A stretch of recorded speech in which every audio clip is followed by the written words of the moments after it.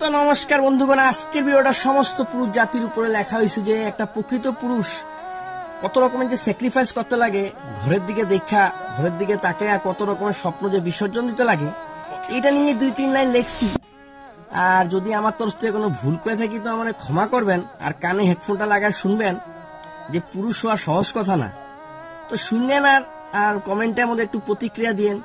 তো শুরু করতেছি যে পুরুষ তোমার তুলনা নাই কোনো জবাব, একটা পুরুষ কত কষ্ট করে এটা নাই কোনো হিসাব।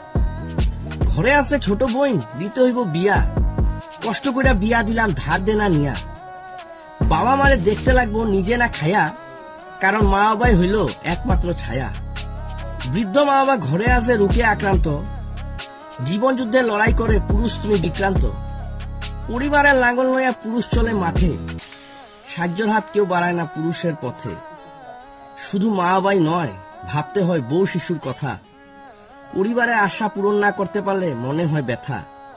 সংসারের গাড়ি টানতে টানতে পুরুষের স্বপ্ন যায় মইরা, চাওয়া পাওয়া সব বিসর্জন দিয়া মনের মানুষটাও যায় হারাইয়া। স্বার্থ ছাড়া কাজ করে প্রত্যেক পুরুষ জাতি, শুধুমাত্র একটাই কারণ, ফুটাইতে চাই পরিবারের হাসি। ধন্যবাদ।